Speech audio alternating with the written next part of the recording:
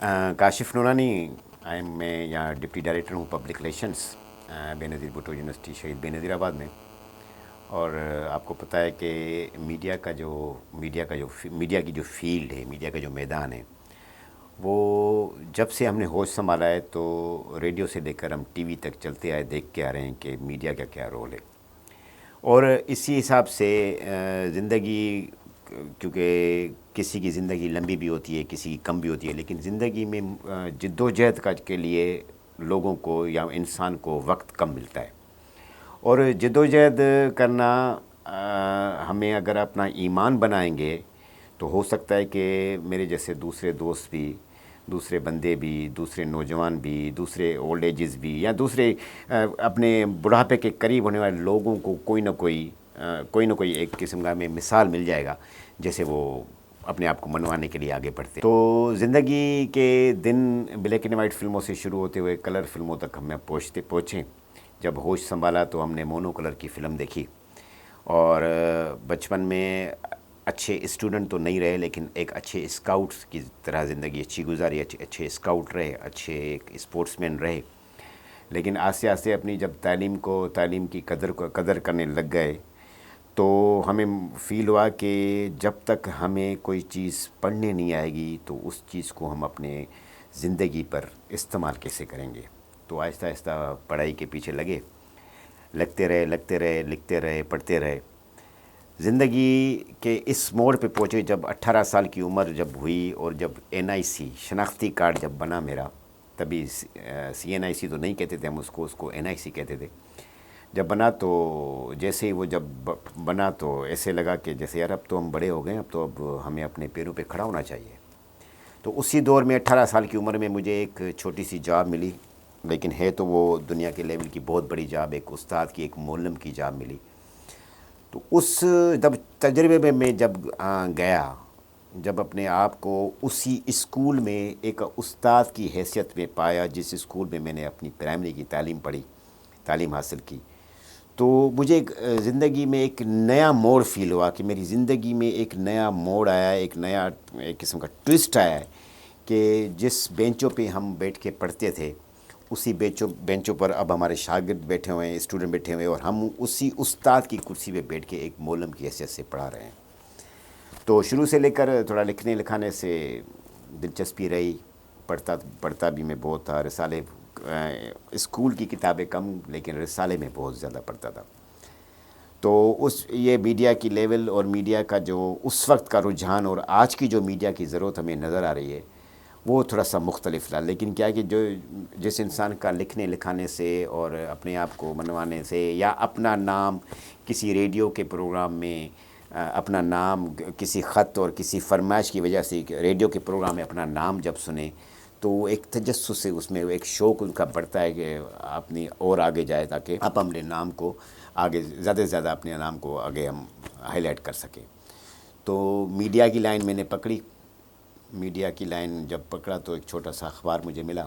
سندھو اخبار، حیدرآباد سے نکلتا ہے، سندھ سے. تو اس اخبار میں نے کام کیا،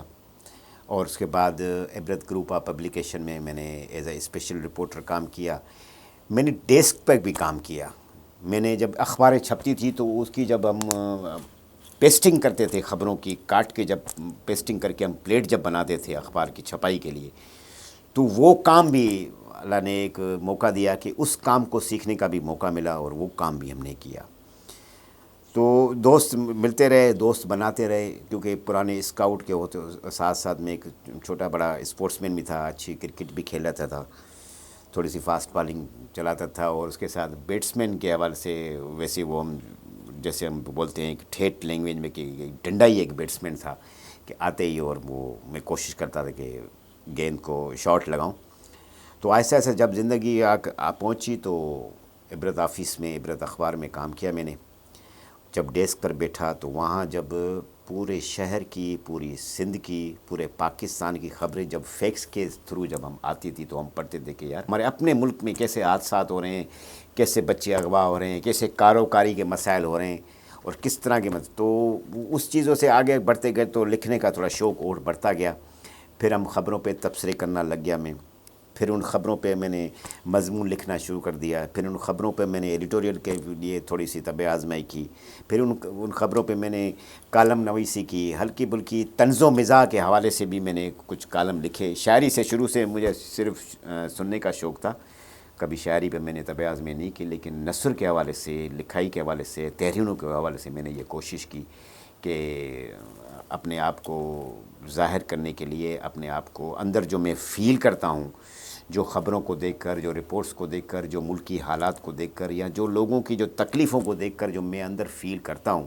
کیونکہ ہم بھی اسی زمانے سے نکلتے آئے، فیملی کے تقریباً جو بھی لوگ تھے ڈاکٹر اور انجینئر بنے۔ تو میری تو کوشش تھی، لیکن کیا ہے کہ جیسے اسپورٹس مین کے ساتھ ساتھ میں ایک سوشلی طور پہ بھی اپنے آپ کو منوانے کے پیچھے لگا ہوا تھا، تو تھوڑا سا سیاست کی طرف بھی گئے، سیاسی کارکن کی حیثیت سے بھی کام کیا۔ 750 کی تنخواہ ہوتی تھی مجھے جب مجھے پہلی نوکری ملی، 750 روپے میں مجھے ملتے تھے، جس میں سے 300 روپے امی کو دیتا تھا میں، 200 روپے ابا لیتے تھے، اور باقی جو پکایا پڑتا تھا وہ میں اپنے خرچے کے لیے رکھتا تھا، تاکہ میں کچھ اپنے جو ایز اے مولم کی حیثیت میں جب میں کپڑے پہنوں تو کم سے کم میری اس کف میں کفلنگ لگا ہو، کفلنگس لگے ہوں، تاکہ جب میں بات کروں بچوں سے تو ان کی چمک ان بچوں کو اٹریکٹ کرے، تاکہ وہ پہننے کا، بات کرنے کا یا حرکت کرنے کا ڈھنگ سیکھ لیں۔ یہ میں نے محنت کی، اور جب کہتے ہیں نا وہ، جب سندھی میں ہم بولتے ہیں کہ عمر تھیندئی وی ہے تکیندے پرائی دھی ہے، یعنی کہ جب 20 سال کی عمر ہوتی ہے تو ماں باپ کی سوچ ہوتی ہے کہ بچے کی ہم شادی کریں۔ بڑا بیٹا تھا، اور بڑا بیٹا بھی وہ بیٹا جس کی پیدائش 7ویں مہینے میں ہوئی، جس کو ہم 7ویں مہینے کی پیدائش کہتے ہیں، ستریا بولتے ہیں ہم سندھی میں۔ تو خیال بھی ماں باپ نے بہت رکھا، کیونکہ سانس میری پوری ساری تھی۔ 2 مہینے وہ جو مجھے مصنوعی سانس ملی تھی انکیوبیٹر میں، وہ میں جب سوچتا ہوں کہ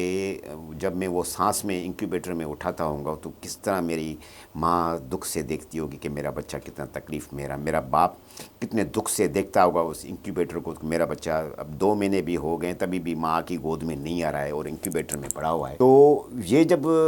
زندگی میں قدرتی طور پہ جب ایک تکلیفیں جب میرے نصیب میں شروع سے لگ گئیں، جب شروع سے اللہ کے امتحان دے رہا تو ظاہر ہے تو اللہ اس امتحان میں جب کامیاب، یا اس امتحان کا کامیابی کے بعد جب شکرانے کے نفل میری والدہ نے ادا کیے ہوں گے، میرے باپ نے ادا کیے ہوں گے، تو اس کا کوئی نہ کوئی پازیٹیو امپیکٹ ضرور میری خود کی زندگی، آنے والی زندگی پہ ضرور ہوا ہوگا۔ اور یہ آتے جاتے جب 2012 میں جب میں ٹیچنگ کر کے 21 سال کی سروس میں نے ایز اے ٹیچر کی، 21 سال میں نے، اب میرے جو اسٹوڈنٹ ہیں وہ میڈیکل میں بھی پہنچے، انجینئرنگ پہنچے، اور آج بھی صرف میرے بچے، میرا بیٹا مجھے